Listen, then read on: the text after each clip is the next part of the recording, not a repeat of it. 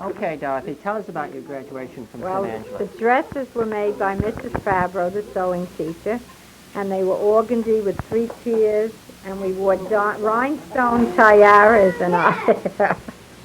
And we had to all have the same dress, and then we had to put on a show the same day. So in the dress, you had to do a tap dance with a big pink straw hat. And by the time we sat down to graduate, we were sopping wet with perspiration.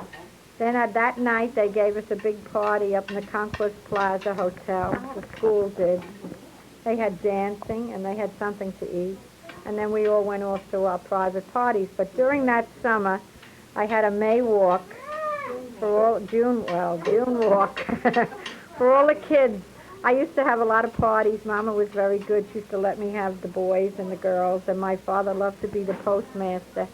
And he'd say, "Which one do you want? Never mind the numbers." And he'd come out and say, "What's your number?"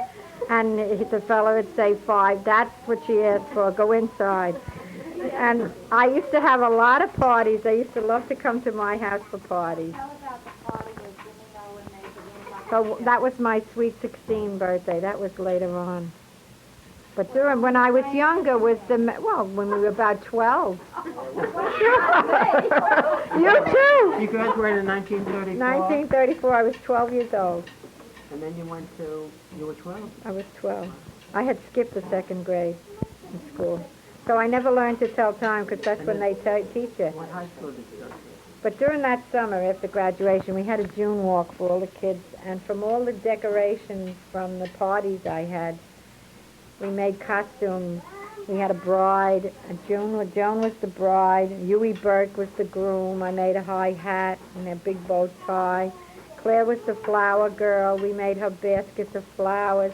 Then there was one little Lucille Marola was the Queen of Hearts. Eileen was a flower.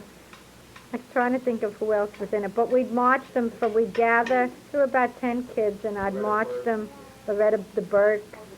And Mary Burke and I would march them all around the neighborhood, up and down the streets to let everybody see them. Then we'd have ice cream, soda and ice cream. But we did that every year. And then every Halloween, we didn't do anything. We just wore leather jackets or something and chalked one another up or got hit with the big socks full of flour. What did you do on Thanksgiving? Thanksgiving, that's when we dressed up in costume. And we'd go around begging. We'd knock on the door and put out our hands and get whatever they'd give us. Or else we'd go down in the yards and sing, and people would throw pennies and nickels down to us. Do you remember bonfires for election? Oh, sure. You'd be gathering wood for months. You'd hide it all over. And the police would come and they'd put it out and you'd build it up again. And then the next day there'd be a big hole in the street. Regular hole from the fire. You remember the fires. Was anybody visiting on New Year's? I don't remember that. No, I don't remember that. Well, in our family they did. Yeah, some families they might have, but I don't. I used to go from one house to another. You're an outlaw. You're not in this. What high school did you go to? I went to Cathedral. Naturally, we all went to Cathedral, but I loved it. Well, poor Margie, when she went, she had come into a new neighborhood, and she had no friends. I went into St. Angela's, and I made a lot of friends in the last 2 years. So we all went to St. Peter and Paul Annex. And we had Miss Prunty I had the same teacher, and of course she remembered Margie. A lot of my teachers remembered Margie before me. Then when we were 2 years there, they sent us to Cathedral. We had to take the subway every morning and get crushed in the crush. And we used to meet one man we called Ratty Puss, because he used to annoy the girls on the subway. And we used to stand on the Jerome Avenue station, and we'd stand there and wait till he got in, and we'd all run to the next door and push our way in.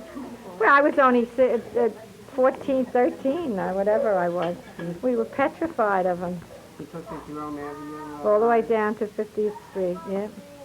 And I graduated from there in 38 at the age of 16. What do you remember about the war, World War II? Oh, I remember the ration stamps and the holy nylons and My mother sending us for the meat with the stamps at the beginning of the month. The sugar, they'd say, there's sugar, there's butter, and everyone would run.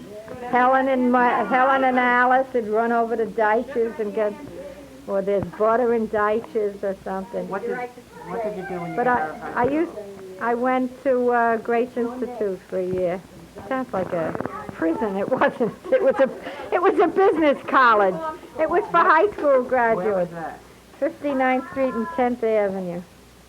And we used to have to travel in packs because it was a very bad neighborhood. In fact, graduation day, we were all dressed in white, and the boys, the lovely slum boys, threw mud at us as we ran the gauntlet from the Columbus Circle to the school. And Sister had to wash many of us off. We had big spots of mud all over. What are your first memories of your high school?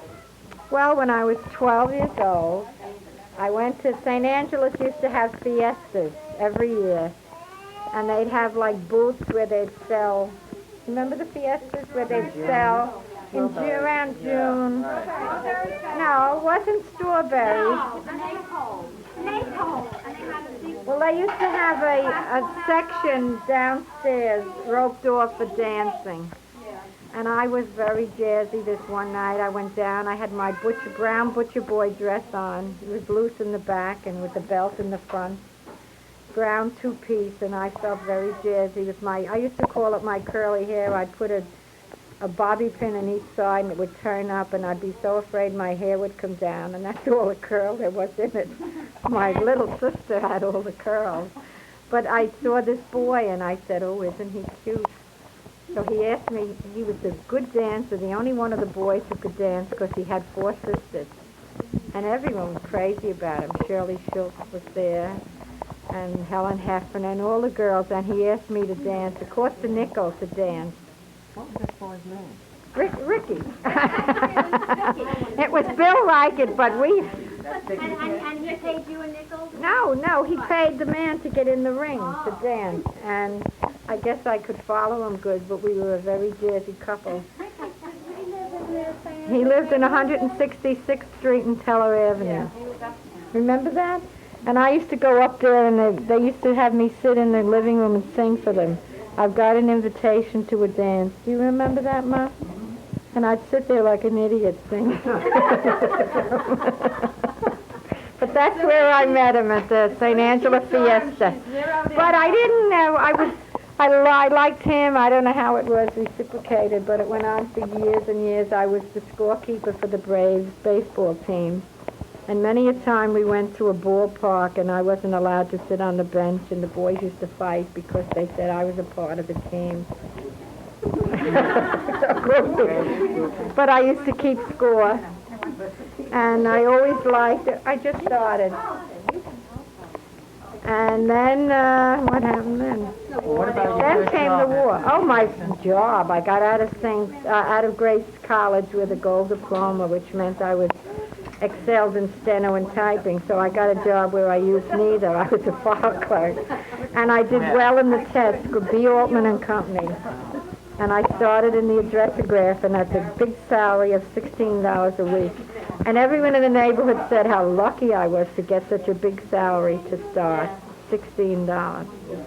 And then I went to the credit department, and from there I became, before I left, the credit supervisor. Who were your best friends then? Oh, Ellen Rhine, Peggy Greeley.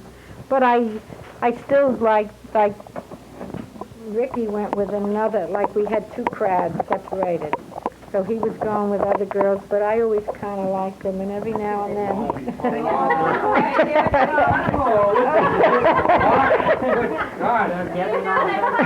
Then came the war, and I corresponded with 22 of the boys from the neighborhood. And me. Every night I spent my whole night writing letters, and they used to send me souvenirs, and I have a big book with all the pictures and souvenirs. I heard you I still have had it. some competition from the state in Yonkers. Well, one time he was supposed to be in. He was supposed to be. No, that was even after I was engaged. Married. No, he come home from overseas, and he called Altman's and said, I'm home, and I hadn't seen him in 2.5 years. And I had corresponded And it was while we were corresponding that he found out I liked him, and, well, he